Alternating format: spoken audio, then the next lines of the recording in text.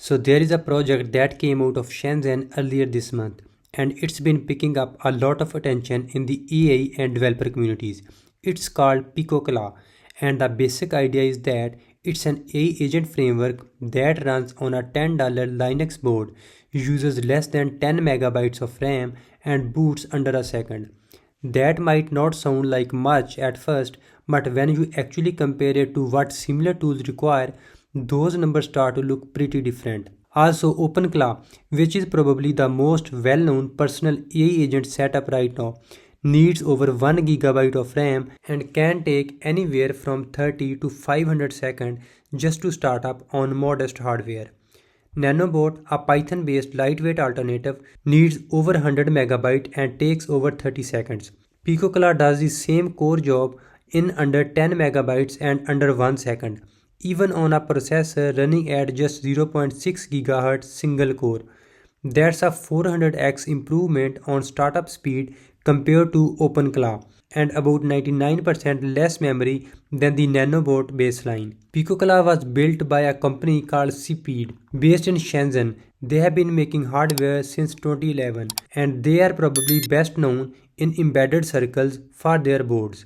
These are cheap, small, Linux-capable board for developers, makers, and students who want real computing on a tiny budget. So, when PicoClaw say it targets $10 hardware, they are literally talking about their own product, the RV Nano, which sells for around $9.90 on AliExpress. They build this software for hardware they already sell. The entire thing was built in one day. 4 days later, it had already hit 5,000 GitHub stars, and by the end of the first week, it was sitting at over 12,000 stars, making it one of the fastest growing AI agent repos in a very short window. The community around it is moving fast too. During the launch week, the team was already dealing with the wave of pull requests and issues coming in. PicoClaw is written in Go. It was originally inspired by a Python project called Nanobot, which itself was a stripped down version of OpenClaw. What Speed did, take Nanobot's architecture as a reference point and had an AI agent rewrite the entire thing natively in Go, because this is much more efficient compiled language. Around 95% of the core code was generated through this agent-driven process with human oversight and reinforcement layer on top. So the project is essentially an AI that rewrote another AI framework and made it similar in the process. Go is a better fit for this kind of tools than Python or TypeScript for a few reasons.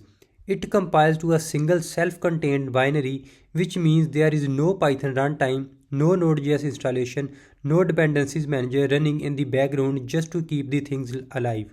You download one file, make it executable and run it. Also, PicoClaw is not running AI locally on the $10 board. The board runs the orchestration layer. The actual language model doing the thinking is still a cloud API. You still pay for that separately through whichever provider you choose, like Anthropic, OpenAI, Google Gemini, DeepSeek, OpenRouter, or whatever you want to use. The $10 board is essentially just a small traffic controller.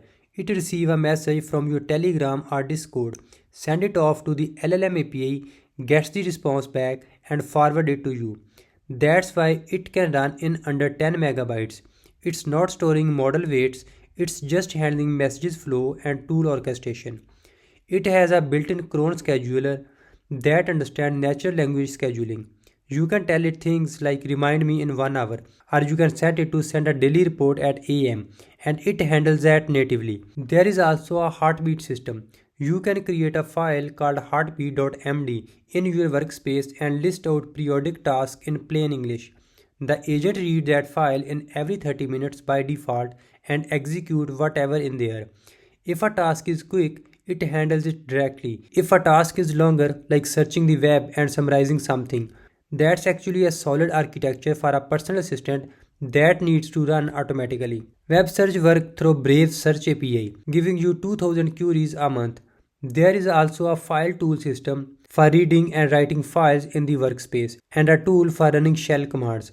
Also have a security layer that blocks dangerous patterns like rm-rf, fork bombs, and display formatting commands. That kind of protection matters when you are running a tool calling agent that has shell access. PicoClaw currently supports Telegram, Discord, QQ, DingTalk, Line, Webcom and Slack. Telegram is the recommended one and the simplest to set up.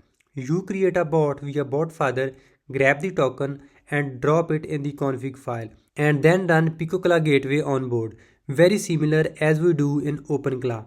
There is also a Grok integration for voice transcription. So if you send a Telegram voice message to your PicoClaw bot, it will automatically transcribe it through Grok's Whisper API and treat it as a regular text message. Getting PicoClaw running on an old Android is pretty simple.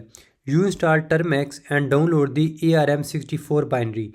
Make it executable and run PicoClaw on board. That's it. A phone that was sitting in a drawer became a 24/7 running AI agent.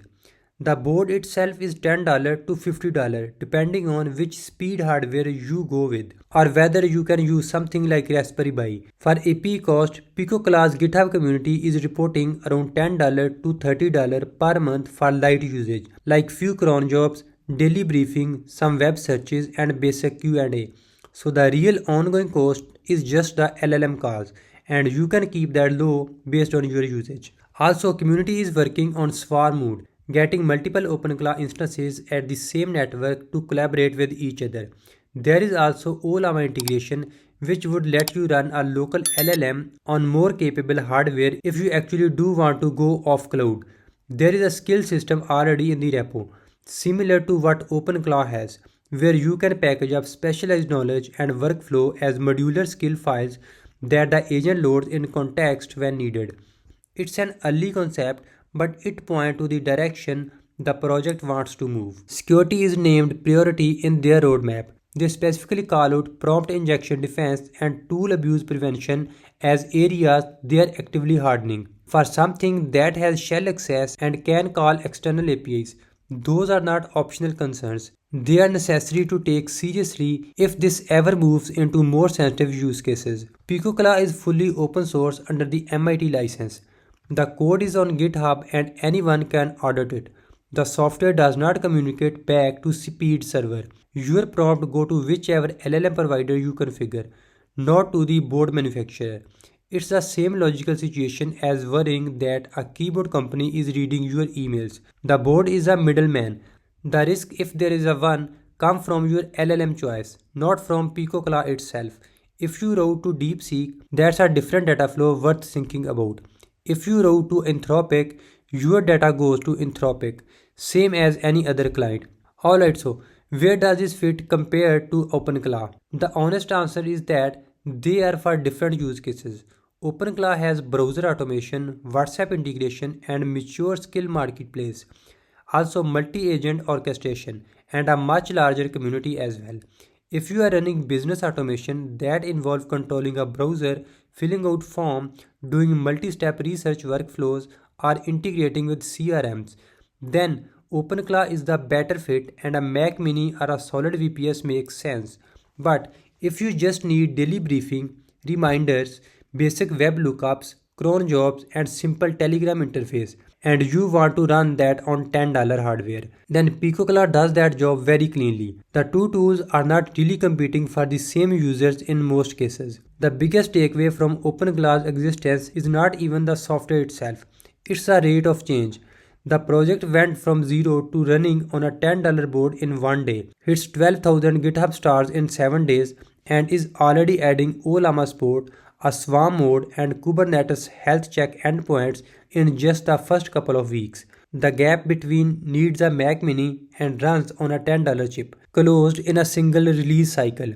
Whatever that pace looks like over the next few months is genuinely hard to predict, but the pattern is clear. These agent frameworks are getting cheaper, faster, and more capable on minimal hardware faster than most people expected.